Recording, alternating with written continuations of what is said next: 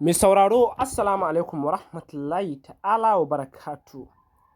Barkanmu da warhaka, barkanmu da sake kasancewa a daidai wannan lokaci. Muna mai roƙonka idan wannan ya kasance shigowarka ne na farko wannan channel tamu mai albarka, ka danna mana subscribers kana ka danna mana alamar ƙararrawa. Ka danna mana alamar lakin a ƙasan wannan bidiyon domin samun ingantattun shirye-shiryenmu da zarar mun ɗora.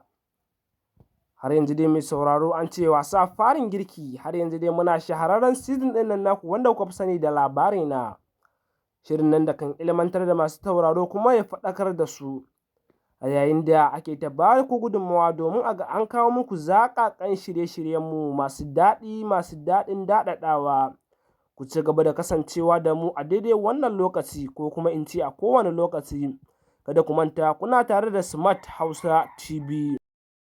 Yanzu Umma Jamila da Halima suna zaune a cikin falo suna tattaunawa, a yayin da Jamila take cewa Umma Halima ba za ta iya ba ta ba su ragamar aikin nan, su za su aiwatar da abin da ya kamata.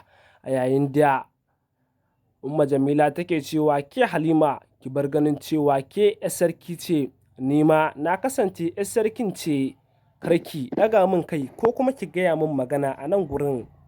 Kuma yaran fada suna nan suna ta tattaunawa a ƙofar fada, a yayin da wasu suna tsagin kilishi wasu kuma suna tsagin Galadima Abba.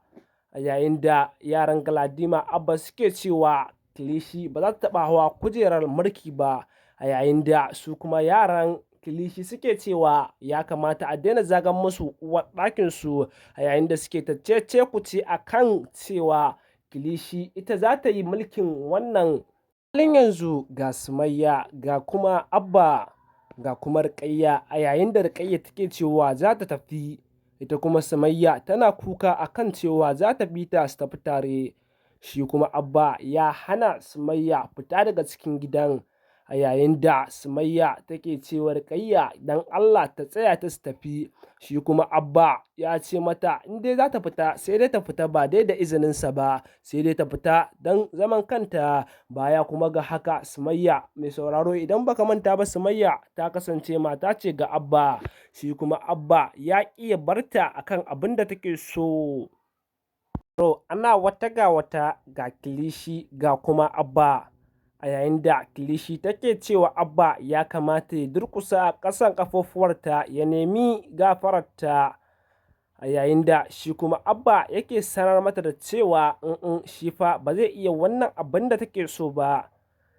Kilishi ta ƙara mai da cewa shi dai ba za ta iya cutar da shi ba, amma wannan matar tashi wanda yake neman haukacewa a kanta za ta zama ajalinta. Watakwan kilishi za ta kashe matarsa, matar Abba kenan, wanda Abba mai sauraro ɗan uwa ne ga kilishi, a yayin da yake ƙara mata da cewa bawa baya taɓa ajalin bawa sai dai in Ubangiji ya yi ajalin bawansa da kansa. A yayin da yake ce mata ke ta iya yiwa ba lallai ki kwana a duniya ba. Daga jin haka kilishi cikinta ya ɗuri ruwa, ta yi tiris tana mamakin abin da Abba ya gaya mata. Fa mai sauraro kada ku manta kuna tare da Smart Hausa TV, ku danna mana subscribing kana ku danna mana alamar ƙararrawa, ku danna mana alamar lakin a ƙasan wannan bidiyon domin samun ingantaccen shirye-shiryenmu da zarar mun ɗora. Smart Hausa TV taku ce, muna godiya.